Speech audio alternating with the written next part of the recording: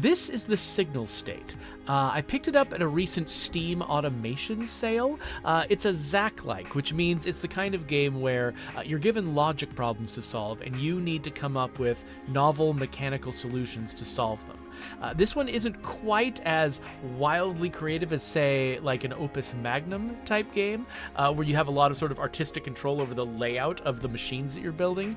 This is much more straightforward because it's about electronics. It's about passing signals from one element of an electronic system to another and trying to get the right outputs to appear at the far end. And so far, I've been having a great time with it. I haven't been certain how I was going to share it with you, though, because a lot of the game involves me staring flabbergasted at the screen, not sure how to solve a problem. And that's not all that fun to watch. So what I think I'm going to do is go through some of the old levels that I've already beaten and sort of walk you through how I solve them. And the thing is, the solutions are complex enough that I'm not going to remember everything I did. I'm going to have to resolve some of these problems in front of you. So hopefully you will get a sense of how the game works, but you won't just be stuck staring at me while I have no idea what I'm doing. That's my hope. Let's see how this goes.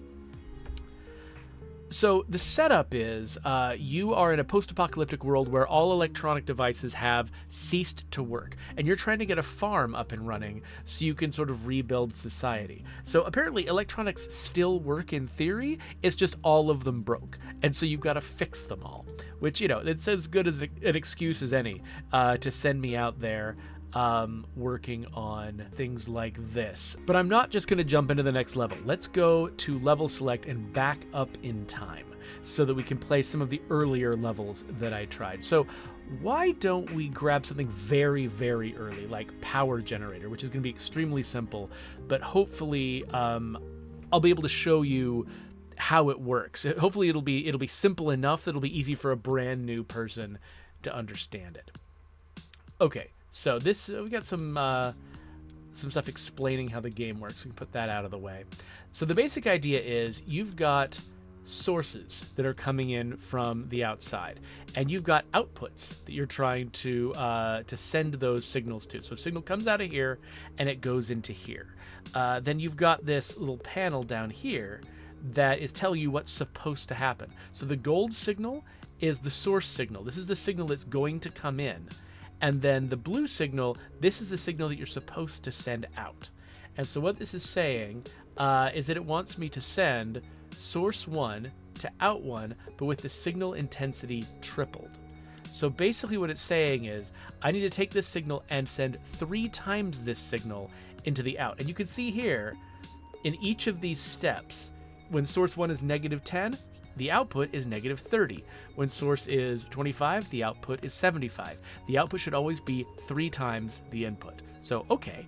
Now, if I connect the input straight to the output, as I connect the source straight to the output, and try to play it, it shows you a little red line at every step along the way because I've gotten it wrong. I'm doing the wrong thing. That's not what's supposed to happen. So let's stop that. Let's try something else. Let's send it to a splitter, and then let's have the splitter go into this sum card here. And so we'll put 1 of the source in, and we'll send 3 of the source out to the splitter, and then send that out to the output. And so now when we do it, at each step along the way, it's correct because we're tripling the signal like we're supposed to, right? So very simple logic and math. And actually, and one way I can actually improve my score just a little bit is to, oh wait, they're not letting me grab modules yet. Never mind, I'll show you that later. Well, let's just hit play then. So once you've gone through all of the samples, if you get them all correct, then it'll take you to the high score table, give you your final score, and compare you with your friends. Now, because this is a very early level with like no really creative input from me, everybody kind of did the same thing. So fine, that's okay, whatever. Let's continue. Let's get back to the menu. So let's try something a little bit more complicated than the power generator. Let's go over to the logic test. So this one's got some new requirements to it. Let's start a new game and figure out what we're supposed to do. So for this one, it gives me 2 sources and 3 outputs. And you can see down here, there are 2 gold lines and 3 blue lines. And it's got some rules up here, and the rules start getting complicated. So if source 1 and source 2 are both 100 volts, by the way, so you can have any number of volts coming in through these sources, but sometimes it'll have you be dealing with sort of binary values. And whenever you're dealing with binary values, it's 0 versus 100. So so if both come out as 100 volts, then I want to send 100 volts to out 1, if they're both 100. If one of them is at 100, then we send 100 volts to out 2. Otherwise, we send 0. So if both of them are, like, for instance, at time step 9, both of them are at 100, that means we send 100 to out 1. However, if only one of them is 100, we still send 100 to out 2. So you notice out 2 is 100 way more often than out 1 is, because out 2 only needs one of these to be at 100 for it to get 100. And then out 3, if they're both at 0 volts, send 100 volts to out 3. So basically, out 3 is sort of checking the opposite of... Is that right? The opposite of... Let's see here. So if they're both at 0, if neither of... So basically, if both are at 100, we go to out 1. If either of them is at 100, we go to out 2. If neither of them is at 100, if they're both at 0, then we go to out 3. So out 3 ends up being basically the inverse of out 2, which is kind of interesting. Because basically anytime either of them is at 100, out 2 is at 100.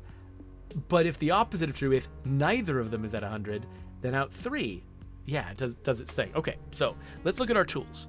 Originally, in that previous one, we had tools just already placed out there for us. But now we've got to choose our own boards. And we've got a few more boards we didn't have before. We've got OR, we've got AND, and we've got NOT. So what they do is, we've got OR and NOT.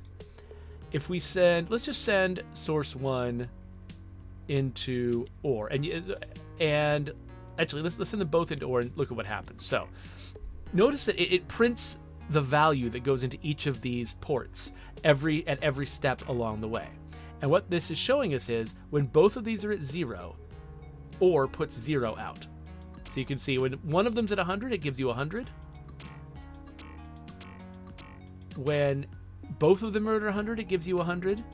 But when both are 0, it gives you 0. It's OR. You know what OR means. And then let's split them, and let's actually send them both to all of them to see what they do. So if we send them both to OR if we send them both to AND, or if we send one of them to NOT, I suppose, we'll look at what happens. So OR, if either of them is 100, it gives you 100. But AND, both of them have to be 100 before it will give you 100. So let's find them both being 100. There. Now they're both 100, and AND gives you 100. Meanwhile, NOT just gives you the opposite of whatever it gets, between 100 and 0. Basically, if NOT gets anything, it gives you 0, and if NOT gets 0, it gives you 100. So it flips back and forth between binary states. So knowing that that's how our tools work, let's hit stop, and let's figure out how to do this. Okay, so what is our first logical step? And let's just drag everything off here. I think we should keep these splitters because we're going to have to use both of these values multiple times. So both of them are going to need to be split. So the first thing, if they're both 100 volts, we send 100 volts to out 1. Well, that's just what AND does. So if they're both at 100 volts, then we go out to out 1. Let's test that out, make sure that works. Okay, yeah, so you can see out 1, the little line at the bottom of the screen labeled out 1, is correct every single time. We're getting it right. We did this right. So we're always sending a 0 when any of them is 0, and we're sending 100 when both of them are 100. So that's correct. Great, we did it. Let's look at the second rule. If source 1 and source 2 are at 100 volts, if either of them is at 100 volts, then we send 100 volts to 2. Well, that's just what OR is. So let's plug them both into OR, and then send that to out 2. And let's check to make sure that's right. Okay, so now you can see both out 1 and out 2 are correct because we followed the instructions and the right number is going out to these outputs at every single step. Cool. Just one more to solve. So if they're both at 0, we send 0 volts to out 3. So there's a couple different ways we could do this. We could basically, so we could use a NOT.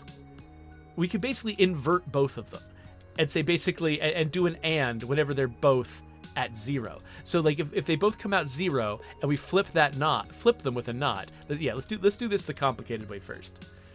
So if both of them are 0, so this means when they're 0, the NOT will come out as 100. And then if we check if they're both, if both of these knots are at 100, that means both of the sources are at 0, and this works. You see, all of our lines are right. However, this is really inefficient. I'm going to be judged by how many boards I used to solve this problem. And I don't want to do it this way. This is too many boards. It'll be embarrassing. So let's not do it this way. Let's get rid of these knots. And the AND. Let's do it a different way. So we did happen to notice that what they want in out 3 is the opposite of out 2. So really all we need is to split out 2, have one of it go, split the thing that we're sending to out 2, have one of it go straight into out 2, and have the other one just get inverted and go to out 3. And that only takes 2 new boards instead of 3 new boards. And it's just as correct. So that's a more efficient solution. And it's kind of funny. One other thing that you get judged on in this game is how short your cables are. So once you've solved the problem, you try to condense the cables as much as you can by dragging everything close to the output like this. And now this is maximum efficiency, at least for me. Somebody's probably done better, but this is maximum efficiency, I think, for me. So we send it all the way through. And they assess my score. They're counting all the things that I used. And so, yeah, I think, so this is the best I've ever done. The worst I've ever done, I used more cables and had a longer cable length. But let me compare myself to my friends. So these are a couple of my friends who I think are programmers. They're better than me at this game as a general rule. However, oh, look at this. Because I've got some experience, I went back and did this a slightly better way. It looks like I actually did better than both of my friends. So that makes me happy. Of course, let's see here. Where am I on the Okay, so on the overall leaderboards, I'm at 16,920. What's the top? 16,986. Somebody can do slightly better, probably by further reducing the cable length. I don't think there's a way to do this with fewer modules used. Because, yeah, global, the best anybody ever did. Like, I'm matching the best anybody ever did, but somebody figured a way to make the cables a little bit shorter. And I'm just not going to worry about that. Okay, let's do another one. So, what's another good one to do? I'm thinking, okay, irrigation system. I think this one got more complicated. I think this is when I started spending a long time on these. So, let's read the instructions. So, when source 2 and source 3, these two binary signals here, you can tell they're a binary signal because they're just popping up and down between the maximum and the minimum, between 100 and 0. When they're both at 100 volts, send source 1 to output 1. Okay. When either of them, but not both, are at 100 volts. So, but not both. Okay, great. And then I send the inverse of source 1 to out 1. Okay, interesting. I guess you can kind of see that happening here. It's like out 1 is popping up and down between very high and very low values in some of these cases because it's getting, it flipped back and forth, I guess. Okay, and then if both of them are at 0 volts, send 0 volts. So when does that happen? Like here. Both of them are at 0 volts, so we send 0 volts to out 1.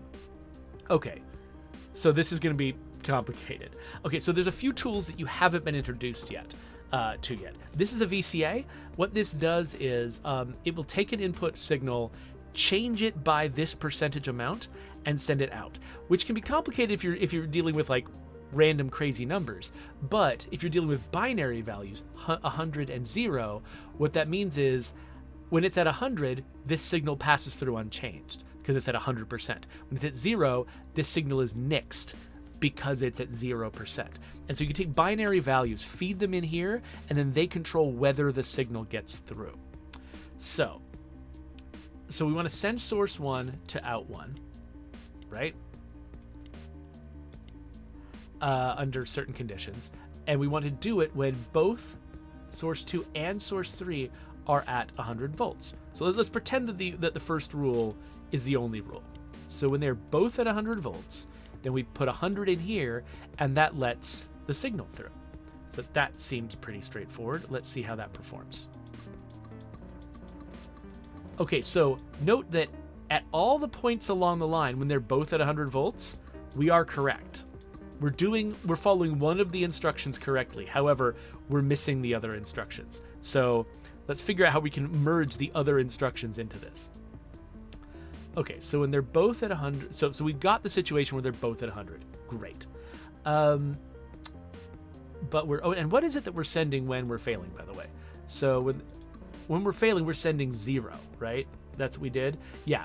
So, okay, so each time we're not satisfying the requirements, we're just sending a 0, and 0 is incorrect because it wants to see other stuff. So if either of them, but not both, are at 100 volts, then send the inverse of source 1 to out 1. Okay, so we can definitely set up sending the inverse. So sending the inverse, what that means is we take the attenuator. The attenuator changes the signal by a percentage amount. So if we flip it to negative 100%, that inverts it. And so then we're going to split source 1. We'll still send it here as intended, but we will also send it through this attenuator. And now we've got the opposite of it feeding through here. So we got to decide when the opposite of it gets sent through. And one thing that's nice is because this is getting zeroed out whenever these instructions are not appropriate, that means that it's feeding a 0 in here. So what we can do is sum these two, add them together and send them out. And basically anytime this is the rule that's being satisfied, this will be sending a 0. And anytime this is the rule being satisfied, this will be sending a 0. And so it'll be a 0. So basically either this will be a 0 and this will be the value, or this will be the 0 and this will be the value. So no matter what, we get the value that we want and the other one isn't interfering. So the question is, how do we set up this scenario? Either source 2 or source 3 is at 100, but not both. So I'm trying to think. So now one thing we could do, like we learned in that last example, so a lot of the time, like basically as long as there's something coming through and they're not both 0, just inverting this would be enough, right? But because when both are 0, that's wrong. Well, then we because when both are 0, we want to send nothing through. So that would be wrong. So what's the complicated way to do this? So if we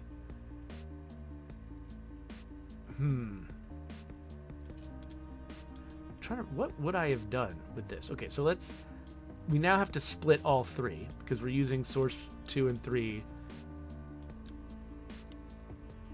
multiple times. So we're going to add them together here, or AND them together here. Okay, so now let's do the bad version of this. So now we've got the version where if either of them is accurate, if either of them is 100, then this goes through. That's going to be wrong. Because anytime both are true, this will still trigger. And so this is going to trigger at the wrong times. In fact, what we're going to do is anytime both of them are true, like, when are they? I think this is the first time they're both true. Anytime they're both true, this is going to get wild. So let's see. So it's wrong. Oh, it's just wrong all the time. Oh, right. Oh, wait, they're both true at the beginning, too. Yeah, so basically, let's get to this one. So when they're both true, what we're doing is they're both sending through these messages, and it's getting zeroed out. When actually what we want is just this one to get... Oh, sorry, just when they're both true, we want this one to get through, and we want this one to be zeroed out. So, how do we do that? I wish I remembered exactly how I'd solved this before. I've done this before, but it's been a while since I thought it through. So one thing we could do is, basically, we know when this is true, right? Because it's going out here. We could send the opposite of this, somehow feed the opposite of this in. Oh, yeah. Okay, so this is always negative, right? This is always negative. And, oh, I don't have min and max. Dang, okay, I was going to say, if I had min and max, I would say, let's just get the max of this value or the 0 that's coming in from... No, because the 100 would also override it. Never mind, that doesn't even work.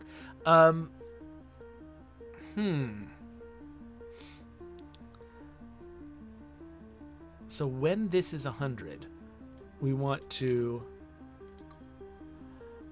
stop. We want to make this 0 whenever this is 100. And so what we probably need to do is somehow, whatever we're feeding into here,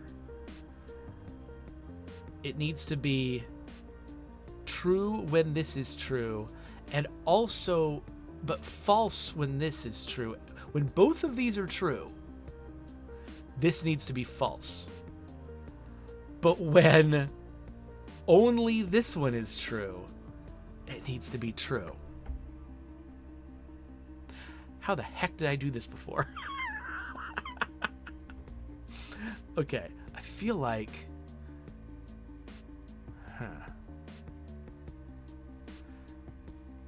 So whenever this is 100, it needs to...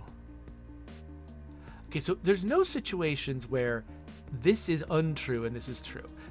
So basically, if this is true and this is not, then this should be at 100. If this is true and this is true, this should be zeroed out. So what we probably want to do is, let's split this, and then let's attenuate it.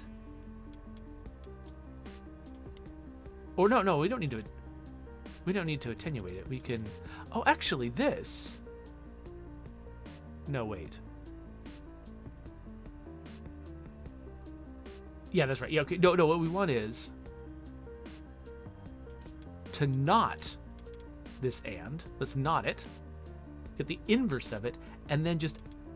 No, that's not the inverse. That's right. We do want to attenuate it. Sorry, I'm getting confused. So when you not something, you switch it from 100 to 0. But what we want to do is turn it into negative 100. So let's try that. So basically, we take this value, we make it negative itself, and then we sum it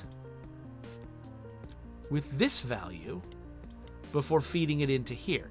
So what that does is, every time this is at 100, we get a negative 100 added to this one. I think this will work. Let's try it. Hold on. Okay, yes, that does work. Except when they're both 0. When does that happen for the first time? Okay, oh wait, it even works out. Okay, so what happens when they're both 0, what happens? When they're both 0, the and is 0, and it feeds a 0 in here. And also, it's feeding a 0 in here, which is getting flipped, and that doesn't matter. 0 flipped is 0. This is also getting... So, okay, so we automatically get the third requirement. The third requirement is just everything 0 when they're all 0, and that is true. That just works. So we've actually got a workable solution here. Let's pile it all up here at the end. Try to get it as close as we can here. And I'm not dead certain I've got these in the best position for this, but whatever, it's fine. Let's pull all these together.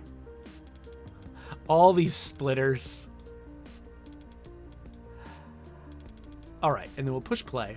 And we'll see how this compares to my last solution, because this might be different from my last solution. I'm not sure. Let's compare it to myself. Okay, so oh no, my best is better than this.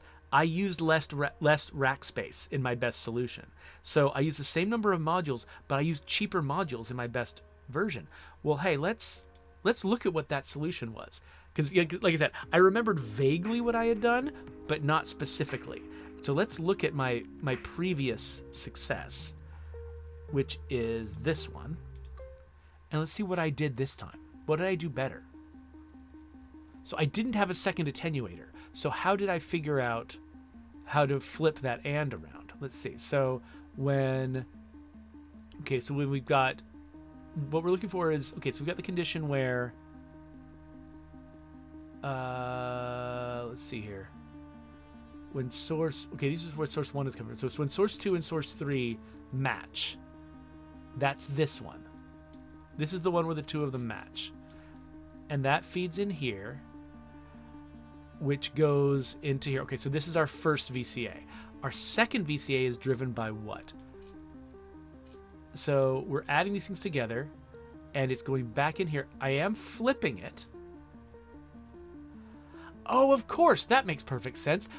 So instead of turning it around and subtracting it, which is what I was doing before with the attenuator, which is a wider thing and it takes more space, instead I was just checking to see if this is the opposite of this and feeding it into an and after that or.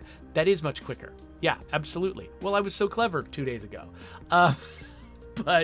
Yeah, great, awesome. Let's return to the menu. But that actually highlights what's cool about this game is you can come up, like they've just given you a bunch of tools with a bunch of rules, and you can solve this in any number of different ways. And you just saw me. I solved it one way 2 days ago and a worse way today.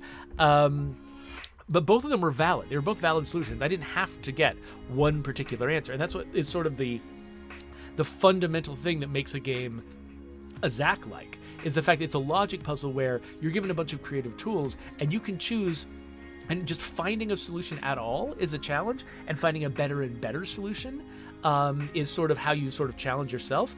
But there's just any number of different possible solutions. It's not just trying to solve a puzzle where they've planned the answer.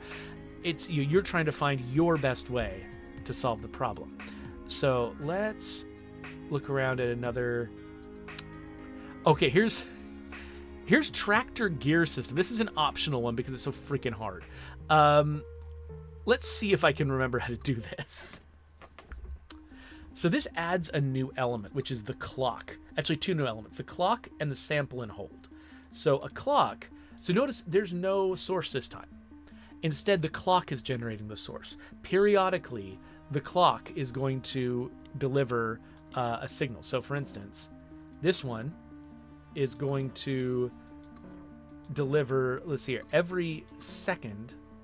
You see here on out one, the first time step, it delivers 100, then 0, then 100, then 0, then 100, then 0. That's the 2 interval. And if I stop this and make it 3, then every third time, it's going to be up, you see? So it's like at 100 here, then 0, 0, 100, 0, 0, 100. So I make my own sources now using these clocks. And so what I'm supposed to do is, out one is supposed to be an alternating signal of constant frequency. Can I make the, I want to make this crap go away. Oh, whatever. Okay, so basically I need to create a signal coming out of out one that is like 4 steps of 100 and then 4 steps of 0. 4 steps of 100, 4 steps of 0. Meanwhile, this needs to alternate between a 2 clock and a 3 clock. So right now it's like up, down, up, down. That's the 2 clock. But then it switches to up, down, down, up, down, down, up, down, down, which is the 3 clock. So basically every time this upper line is low, we're getting signals spaced by an increment of 3. Every time this one is high, it's spaced by an increment of 2. This is freaking complicated. And so the first thing I have to do is figure out how to make that top signal work. And that's going to involve a sample and hold. So basically we need this to change every fourth time. So first it starts at 100, then at the fourth step it goes down to 0. Then it goes up to 100, then it goes down to 0. And so we need a clock that is going, every fourth time. But a clock, it does 100 at the first step, and then 3 steps of nothing. Then 100 at the 5th step, and 3 steps of nothing. Then 100 at the 7th step, the 9th step, and then 3 steps of nothing. So that's not going to give us that signal. So what we need to do instead is, this is going to be changing the signal. So this is a sample and hold. What this does is, it takes a value, and whenever this is set to 100, it records that value here and starts putting out that value. And so what we need to do is have the signal change every fourth step. Go to up to 100, down to 0. Up to 100, down to 0. So this 4 clock needs to be on the gate. And so that means it's going to flip it. It's going to re-record the value every fourth step. And then, but we need to figure out how to get a value into here. So one way to do it, so basically it's going to start at 0 by default. Everything starts at 0 by default. So if we want this to start at 100, there's a few different ways we could do it. One is, let's see here. Well, if we want to feed 100 into it, we can just have it be a knot. Just throw a knot in there, and that's going to always stick 100 into it, right? Because if there's always a 0 here, that means there'll always be 100 here on a knot. And because it just flips whatever it gets in. So that will feed 100 in on the first step. So let's look at that. So as we step through it, you see that 100, it lasts for 4 steps now, because basically there was 100 on step 1.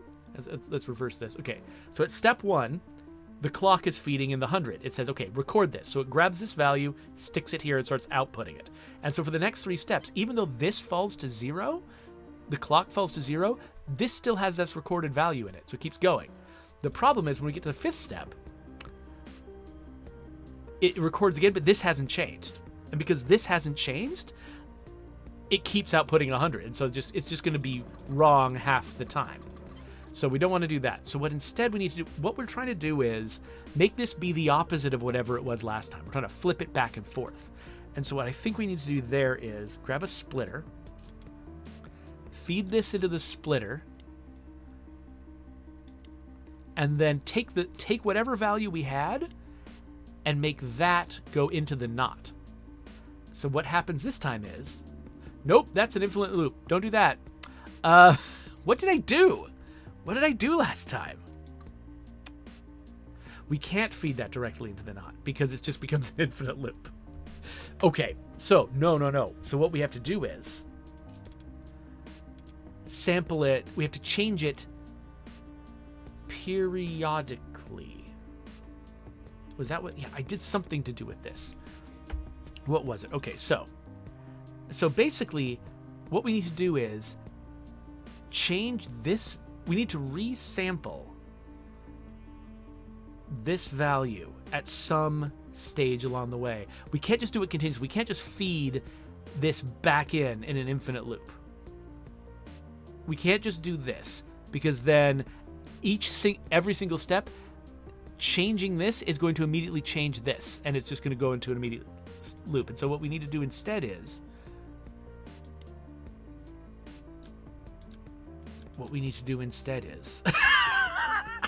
I've done this before. What did I do? Okay, there's 2 things we have to do. We have to change what this value is. What we need to change what is coming in. And then we need to change what is going out. So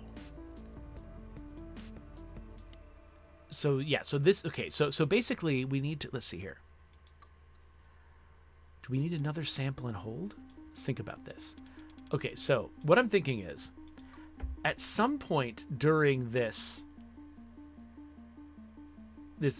gap, we need to tell this sample and hold that its next value is going to be the opposite of the previous value.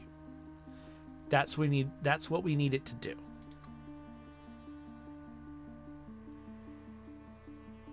And so we need to change whatever's going in needs to switch on at the time we check it. This took me like an hour when I first did it.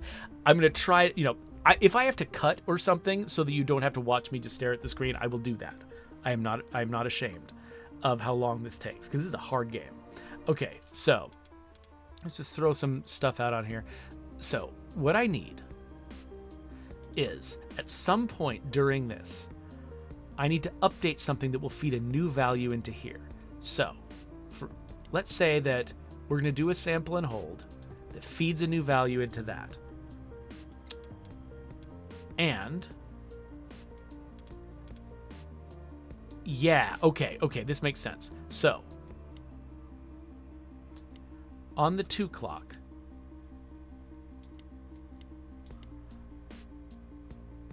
I think this makes sense. Let me explain what I think I'm doing here. Okay, so the 2 clock, it's up and then down, and then up and then down, up and then down, up and then down is what it does. And so if the 2 clock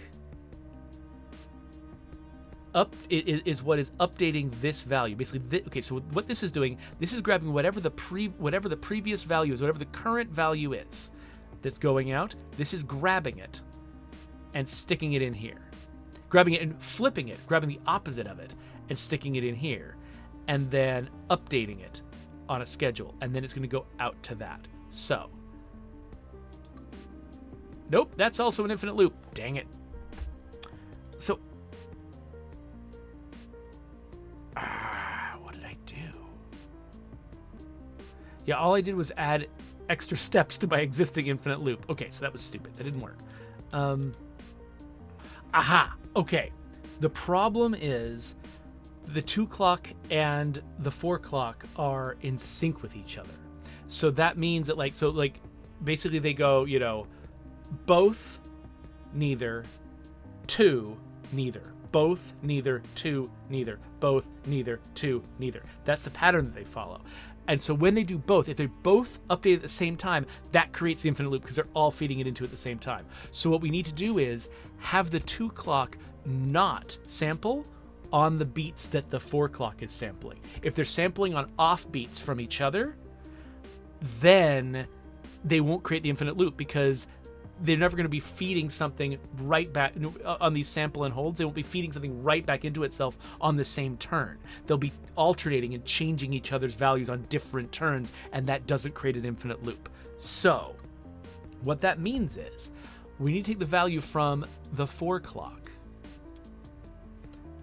split it, send that out there, and then take the opposite of it, right? No. So what we want is the situation. This is just like that previous thing. We want the situation where it's like this thing, we're trying to update with the 2 clock, should only update when the 2 clock is true, but the 4 clock is not.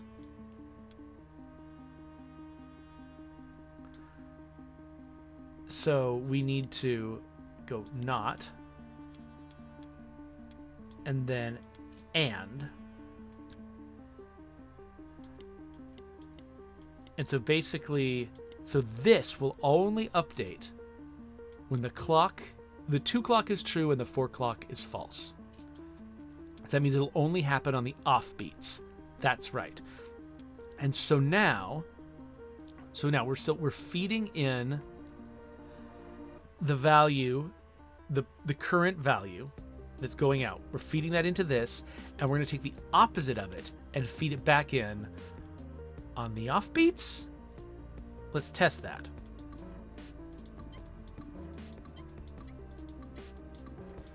Look at that. Output 1 is working. We did it. Ugh, this game is crazy. Okay, but we're still getting output 2 wrong. But okay, so we've made a machine that does that thing we need it to do. And what is the right way to arrange this to minimize the scale of the cables. Like, I just don't even know. Something like that. I don't know. But actually, this puts it where you can't see it because it's behind my head. So whatever. We're not going to worry about efficiency here. But now, I need to create a 2 clock and a 3 clock that are both sending signals to out 1, that are alternating sending signals to out 2 based on the status of the first clock. This, I think, will actually be easier than the last thing we did. So we've got clock 2 already. So let's feed clock 2 into a splitter so we can use it again. Because that's more, if we could create a second 2 clock if we wanted to, but why? We've got a 2 clock already. And we've got a 3 clock. So we got a 2 clock and a 3 clock. And they are both, let's say they're each feeding into a VCA. Like we were doing before, we can decide which of these two is going to go out to out 2. Both of them are constantly going out to out 2, but we're going to zero them out under different circumstances. So basically, the sample and hold from clock 4. This is the thing that's going out to out 1. That signal, this signal that's going out to out 1, that same signal, we're going to feed it in here so that when it's 1, the 2 clock should be passed through. And when it's 0, which means when it's the opposite of itself, which is where I already have a knot for this, don't I? Is it? That's the knot for the 4 clock. Do I not actually have one of these feeding into a knot already? I guess I don't. Okay, cool. Well, we'll do that then. So we'll grab a knot, and so whenever the opposite is going through, then that happens. So basically, this VCA is for the 2 clock. This is for the 3 clock. When the top output signal is 1, this one is let through. When the output is 0, this one is let through. Then we add them together, and whichever one it is wins and goes out to the out. Is that how it's going to work? Yes, yes, yes, yes, yes, yes, yes, yes, yes, yes, yes, yes, yes. It is. Okay, then you know what? This is clean enough. Whatever. We're just going with it. So we feed it through. And we get evaluated. And this is going to be worse than my best one because I didn't even bother to oh, but I used less rack space in my best one. What did I do in my best one? Okay, well, we have to see. We have to go check. Thanks. Go away. So let's... Yeah, which one was that? That was the tractor gear system. Let's look at my previous thing and see what I did differently when I was good at this. Okay, we still did 2 samples and holds. We still had the 3 clocks. We still did 2 VCAs. And actually, let's move to the bottom left here so you can sort of see everything in my better one. So what did I do differently? I've got 3 knots. I've got 2 splits and a sum. I feel like... What did I have more of in the previous thing? I used more space in my other one, but I'm not sure how. Huh. I've got 2 splits. I've got 3 knots. I've got one sum. Wait a minute. The logic...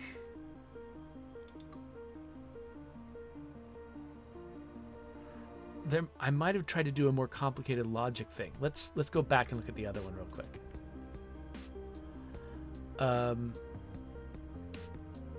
Let's look back at this one. Wait, no, I'm not trying to name it. I want to load it. There we go. Okay, yeah, I had more complicated logic here. That's right. Okay, so basically I was trying to detect when clock 2, that's right, when clock 2 was active and clock 4 were both active, we wanted that to be excluded. So that's how we were making it right. Okay. So let's go back to... So how did I do it better than that? So now, how are we detecting the right time to sample this? Because this is the signal that's going in. So, okay, so this is based on, this is just not... Oh my gosh, that is so much better. That is so much better. So instead of trying to use the 2 clock but just disable the times when the 4 clock is firing, all I did was invert the 2 clock. All I needed to do was stop the 2 clock from firing at the same time as the 4 clock. So you could do that by suppressing all of the times when the 4 clock is firing, but you could also just invert the 2 clock so that the first beat is off. So instead of trying to create a scenario where it's like 4 o'clock, nothing, 2 o'clock, nothing, 4 o'clock, nothing. It's 4 o'clock, 2 o'clock, nothing, 2 o'clock, 4 o'clock, nothing. Wait, 4 o'clock, 2 o'clock, nothing, 2 o'clock, 4 o'clock, nothing, 2 o'clock. Anyway, whatever. That is a better way to do it. Wow, I was so smart yesterday. Cool. Well, let's get into... not load game. What do I want to do? I want to return to menu. Okay, so let's end this with one I have not actually beaten before. Let's go to the radar system. This is the newest one. And so there's some story stuff going on. I'm not going to spend a lot of time talking about the story. It's just arguments between a couple people who are in charge of me talking to me over a radio. And they disagree about how we should go about trying to build a new society. But what I'm here to do is fix the machines. So I'm going to fix the machines. So I've looked at this a little bit. I have not won it yet. So this is the radar system. We need to emit a decaying signal to out 1 whenever source 1 outputs 100 volts. So you'll see source 1 is like 0, 0, 0, spike, 0, 0, 0, 0, spike, 0, 0, 0, 0, spike. And source 2 keeps giving me different values. Every time there's a spike in source 1, source 2 gives me a different value. And what we need to do is hit a spike with source 1 in our output, and then have it decreased by that value. So here, this source 2 is 28. Actually, let's go with an easier number. Source 2 is 7. That means that output needs to start at 100, but then drop to 93, to 86, to 79, to 72, 65, etc., going down by 7 each time. And so I somehow need to grab the 7 from source 2, and then use that 7 to subtract from the other value again and again and again until a new spike arrives. So, okay, so one thing I know I need to do is grab and hold on to source 2. So whenever source 1 spikes,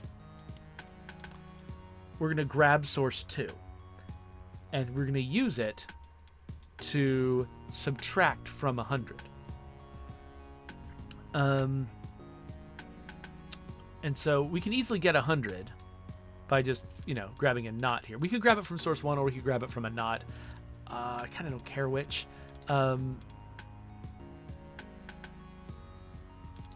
what we're going to be doing somehow is summing.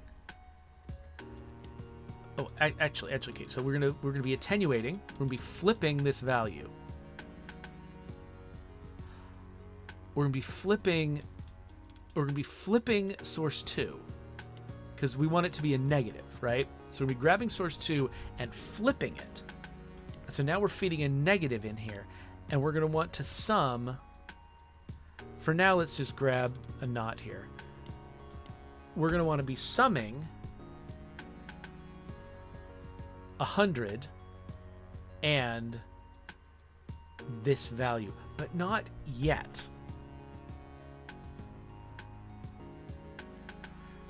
Because we need to start at 100 first of all, and then somehow we need to have it feed back and get bigger each time. So we're starting with, say, that -7 minus 7, but it has to be -14 next time, and then it has to be, -21 the time after that, and so somehow we're going to feed it back. So that'll be, okay, so a signal delay, we can decide how much the delay is. This starts at 1. So a signal delay, it takes a signal and then it feeds that signal back in the next turn, or some later turn if you've set it higher than 1. I've never set it higher than 1, though. So we're going to be somehow grabbing... We're going to be somehow grabbing the negative source 2, sticking it in a signal delay,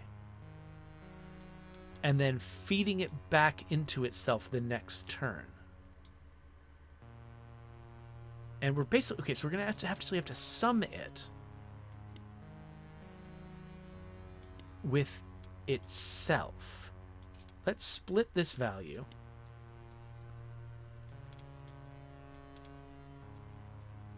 Okay, yeah, let's do this work over here first, and then we'll figure out how it feeds into the larger thing.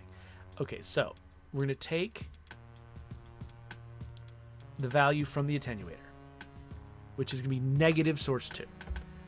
And we're going to add it to... We're going to do... Let's see what this does. Okay, so let's get a source 2 in here.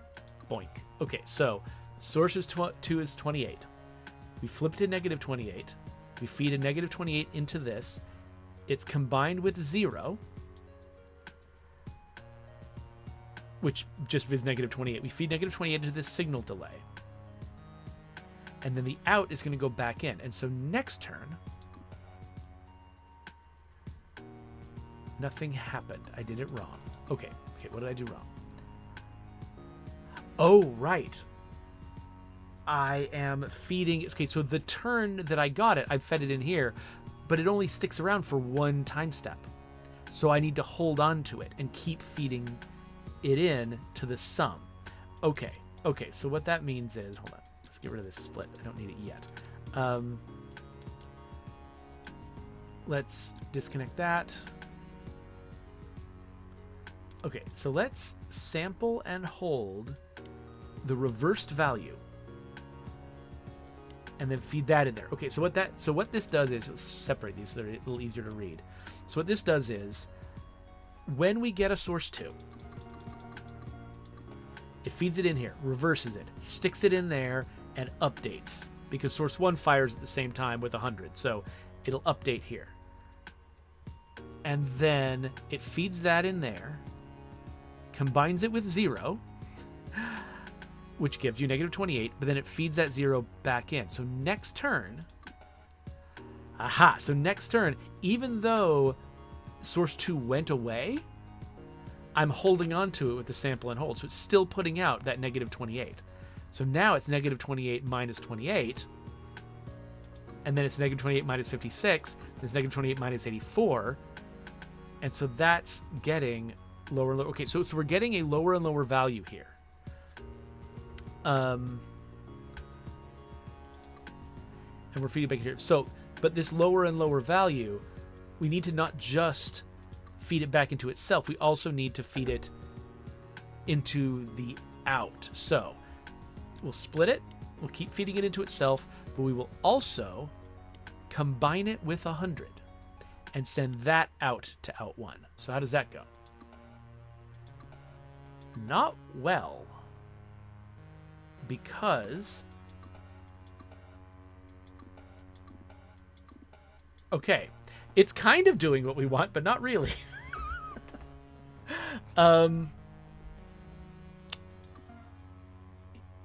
Yeah. Okay, so one thing, it starts subtracting too early, but also it needs to be 0 until the first one arrives.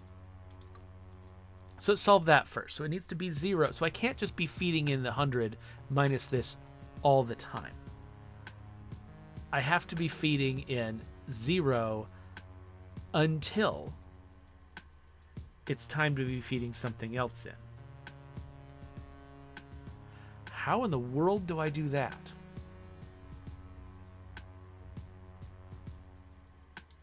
I mean, we've used VCAs for that before, right? Where it's like, we decide when it's time to feed something in and when it's time for it to be 0. But it feels like that feels expensive. Okay, another thing we could do is... okay. We could feed a sample and hold into this that gets triggered by source 1.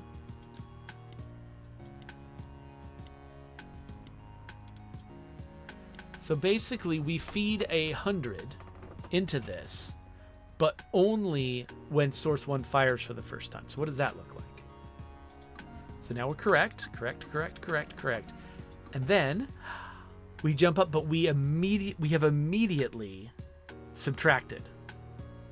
And we don't want to immediately subtract. We want to subtract one step later. Does that mean we need another entire signal delay? That feels so wasteful. Signal delays are huge. I feel like there's probably a way to do this without 2 signal delays. But I'm not sure what it is. So let's do it the dirty way first. Okay, so what that means is, where are we adding the 100 and the 28 together? Up here. So we just delay that subtraction by 1, right? Let's see how that works. Okay, it works the first time. However, it didn't fire the second time. Why? Okay, let's do this again. Let's step through it. So, this is working. And notice, by the way, it flattens at 0. Why does it flatten at 0? Why doesn't it keep going down negative or something like that? I think it's because yeah, there's limits on these values. The maximum they can be is 100. The minimum they can be is negative 100. So if we're always subtracting from 100, the lowest we can go is 0. So that's right. So then why do we not... We're just still subtracting. Oh, that's right. We never reset it. That's right. We never made this 0 again. How do we make this 0 again? I think that means... Okay, so we're sampling and holding here. Okay, so we need to somehow sample this at 0 first. You know what would be really convenient? If we sampled one step before. If we sampled twice. If we sampled the 0 first and then started going through that. So is there a way to do that? Is there a way?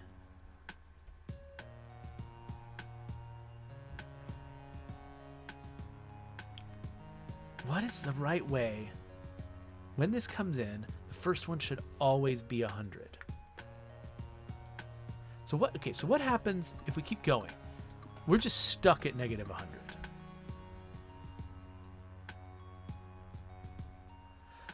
Okay, so where are we getting that initial? So we're grabbing that negative, we're just feeding that negative 7 in.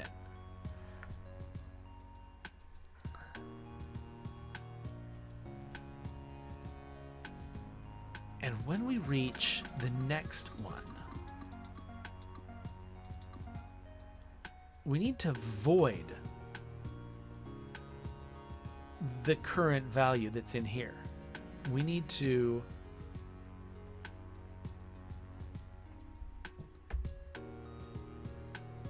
make it not be like right now it's negative 7, and that negative 7 is feeding over, but it's still got the old negative 100. So this is what we need to kill. We need to get rid of the negative 100 that's coming out of here.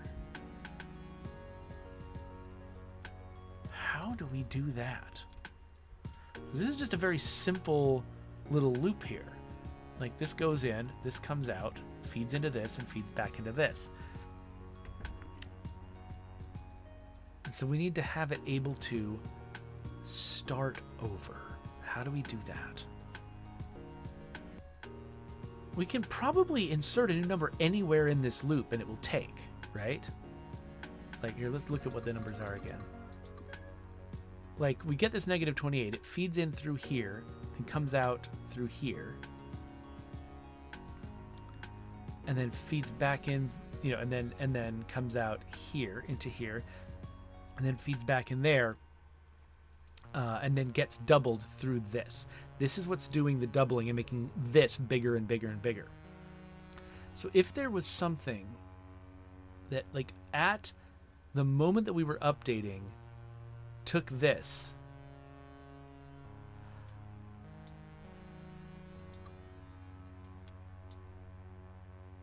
and said, huh, like, is there a way? Because if we just update this, that's not going to do anything. Like changing this value. Changing this value won't do anything. This is feeding in up here. It's this value that has to change. So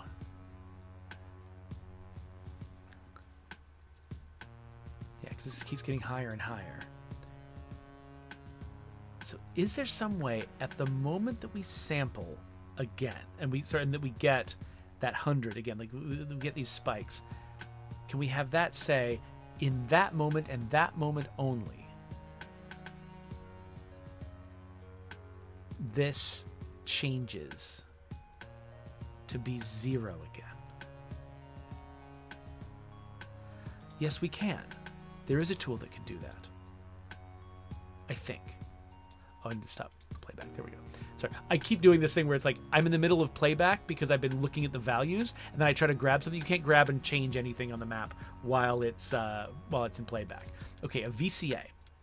A VCA takes a signal, a binary signal, or can take a binary signal, and it makes something. So when this is 100, we want to zero something out. So actually, what we want is the opposite of that. We want to grab the not of this. That's not where you stick it, like that. I want to grab the not of this, feed it into here. Okay, so most of the time this is 0, which means its not will be 100.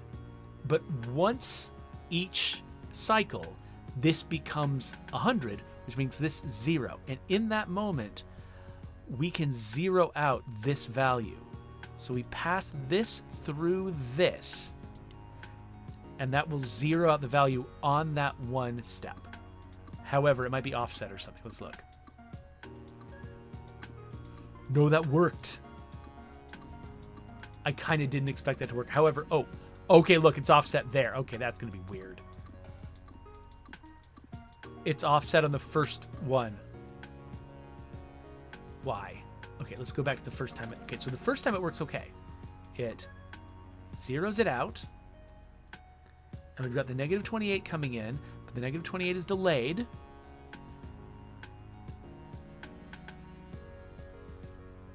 Oh, wait, we're delaying it at this step. Maybe we're delaying it at the wrong step.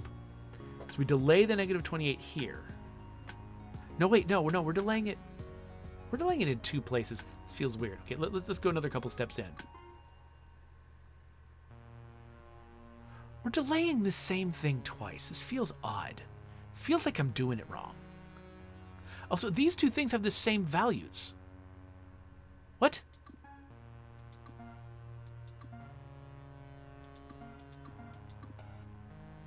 Yeah, these 2 have the same values consistently. I'm doing this wrong. I'm doubling up something I don't need to double up. Okay. I guess it helped my thought process to do it this way, but this is definitely wrong. But let's figure out where this delay is coming from. Okay, so the first time it works just great. We get the negative 28 loaded up, but it's not being applied to this sum yet. And then it is applied the next turn, then it is applied, it is applied, it is applied. So we come up here. Oh. Okay, so we've got a negative 100 in there this turn. Then next turn, we instantly have a negative 7 in here, but the old negative 100 is still there. The old negative 100 is still in there. So previously, we just had a 0 coming in the whole time. So how do we make that negative 100 go away? Because once the negative 100 passes through the system, now we're back to normal and everything's just right. We just need to make that negative 100 go away that one time. And it needs to be zeroed out. Oh my gosh. I know exactly what I'm going to do. But yeah, okay, I've got no idea why I doubled this. This is silly. Because, yeah, I'm just going to 2 different signal delays from the same split. What was I thinking? All I need... Let's clean this up first. All I need is for this to go into a split and get rid of this nonsense and then go out to this, right? That's all I need. This still works the same way, right? Same successes, the same failures. Okay, yeah. I haven't changed a thing.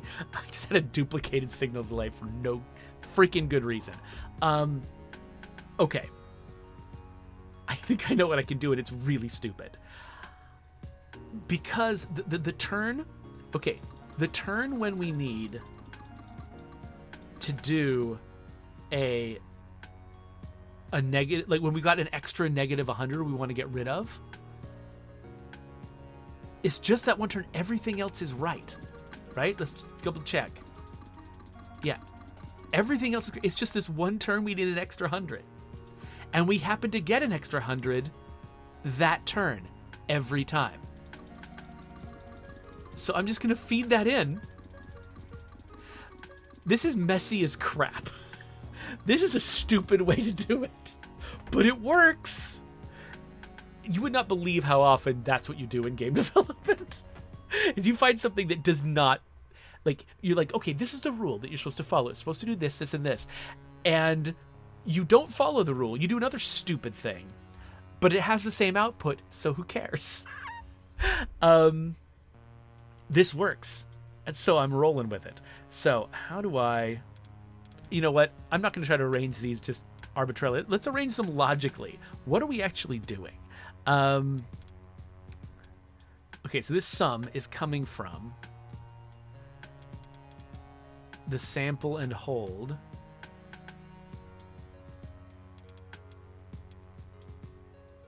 that is just grabbing 100. Do we need this? Hold on. What is this doing for us? This is why it starts at 0. And then it grabs 100 here. And then it just holds on to that 100 forever. And that's why we keep getting the sum of 100 and their escalating thing. But basically, this just holds on to 100 forever. That's all it's doing. I'm using a lot of real estate here to just hold on to 100 forever. To start out not being 100 and then suddenly being 100 at the first time we sample. That just feels wrong.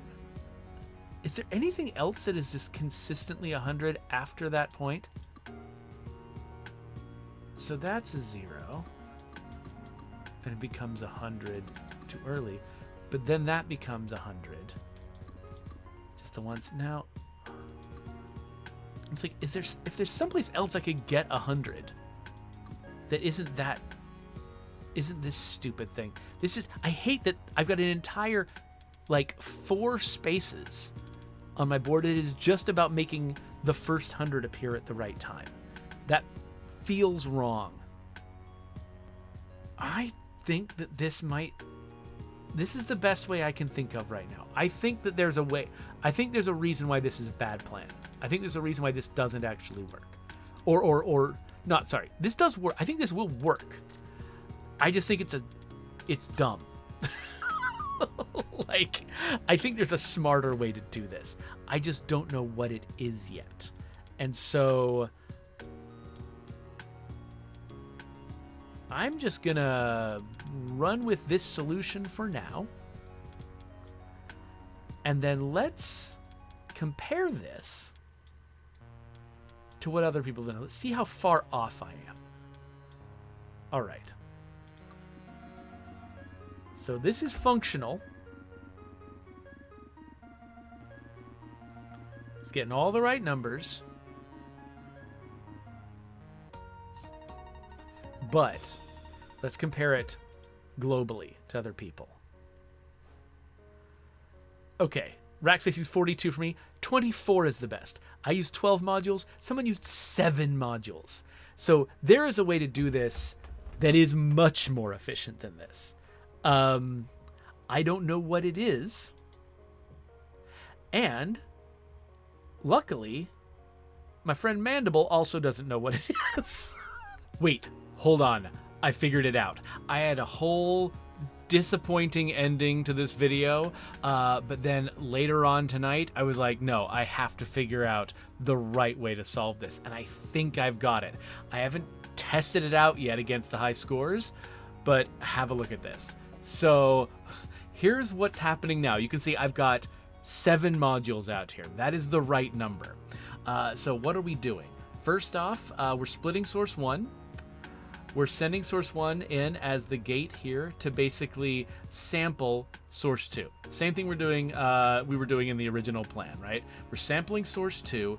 It's going out into here. It's getting reversed, and it's getting added into the sum. In fact, let's grab the first spike here so we can see what's happening. So we're going to grab that 28. We're going to feed the 28 in. It becomes a negative 28, and it's being added together into the sum. Then we're also grabbing, at the same time, source 1, which is 100. And that gives us a 72, which is the next number we're supposed to have. Right now, though, we're feeding 100 into the output. And where's that coming from again? I got to remind myself. Oh, that's right. So I've got that 72, which is supposed to show up next time.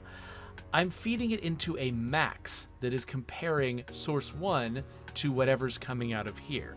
And so this first time when the spike first hits, source 1 is 100. And so we're sending 100 through because that's the max. Great. It's going through kind of a roundabout way. It's coming through this split and it's going out that way, but we're sending out 100. Meanwhile, this 72 here isn't doing anything, actually. But don't worry, we'll save that for next time.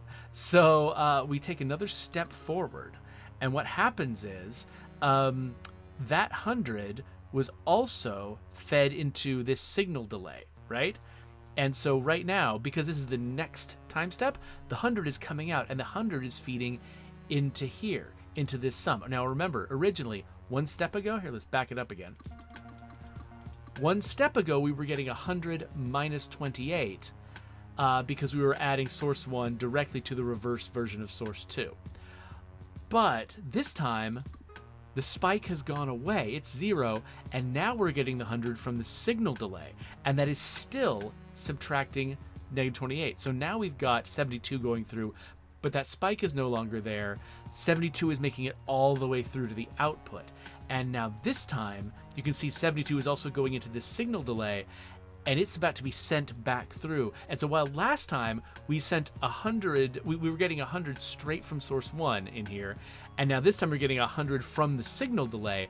Next time, we're getting 72 from the signal delay. And the time after that, we're getting 44 from the signal delay. And so it's slowly declining. Those negative 28s are being compounded. I'm pretty sure that in my previous version of this, I wasn't compounding the larger number. I wasn't taking the 100 and then basically taking that negative 28 and keeping it consistent and compounding it onto the 100 like I'm doing here. I was compounding the negative 28.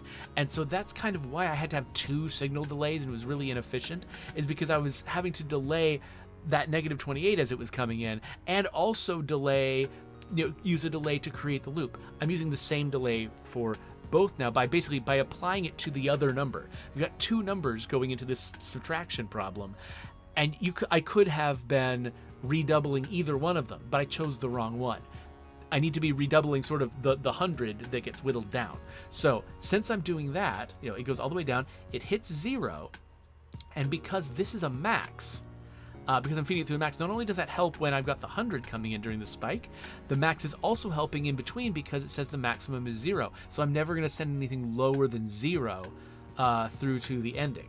So we stay persistent at 0 for a while, and then the 100 comes back in, jacks up this max again. Now we feed 100 straight through. And instead of having to figure out, okay, I've got that negative 28 whittled all the way down to, it became a negative 56, and it got bigger and bigger, and now it's at a negative 100. How do I reset that negative 100?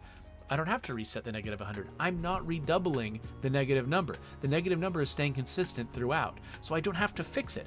All I have to do is take the big number that just got whittled down to 0 and knock it back up to 100, which the spike does for me. The spike knocks it back up to 100, that goes into the signal delay, and that gets redoubled again. So there's just so many headaches that I'm avoiding by redoubling the correct number. I don't know if any of this makes sense, but this appears to work. Right? So let's just minimize my my cable lengths here. Now, does this... Okay, this is going from out to in here. I'm not sure if that's just going to be long no matter what I do. But yeah, I don't think I can improve on that very much. That wants to be close to that, though. Actually, I can make that in closer to that in right there. These two are very close together. This is going to be hooking into some stuff that's far away no matter what, but this out can be right there. Getting better at this. If I line these things up horizontally, then that makes them shorter. Okay, this is probably the best version of this I'm going to come up with right now. So we'll hit play. We'll let it go through the whole routine, and now this score is going to be so much better than my last one.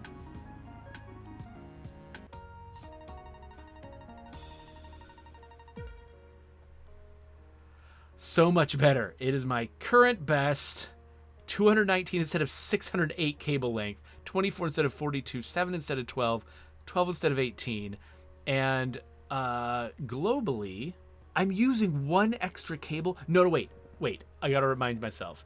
These numbers, this is not one particular best build that gets all of these numbers. This is the best this number gets in any build. So this 11 cables thing, this was probably in a build that had 25, rack space or 8 modules used or something like that. So I don't have to match all these numbers at once. I got to just match the ones that I care about. And the ones that I care about are modules used is basically the thing that I care about the most. And rack space. Modules and rack space are what I care about. And it looks like I've hit the best example of those. So apparently there are ways to vastly reduce the cable length and to reduce the cables used. But I think I've got my goal. I don't think I'm going to be able to improve on this. So there we go. We actually succeeded at that one. I don't remember how I ended the video last time. I have this video fully edited and posted to my YouTube channel right now. It's unlisted. You haven't seen it yet. But I'm going to take it down and replace it with this one because this is a much better ending. I like it when I succeed at the ends of videos instead of just sort of giving up. So there we go. Let's wrap the video up here. This game is very fun. I have no idea how well this came across. I was trying to explain things as clearly as I can, but so much of this game just goes on in your head as you're figuring out what you're doing and trying new things and iterating, and sometimes something will work and you won't actually know why it worked until after you analyze it, once you found out that a random thing you did actually succeeded. So the game happens mostly in your brain. I don't know if I can communicate what's going on very well. I did my best, but you have to be the judge of whether it worked. But I hope that you can tell whether or not this is the kind of game you would enjoy, because that's really what I'm trying to do here. I'm not trying to play the game for anybody else. I'm having my own experience here. But if this seems like the kind of game you would like, please go check it out on Steam. It's called The Signal State. And there's a bunch of other games like it too. This game is not from Zachlike, but there's a whole bunch of games from Zachlike that were sort of the inspiration and namesake behind this entire genre. I've played a few of them on my channel. I'll see if I can link them over here. But there's my subscribe button, and yeah, go check it out. I'll see you later.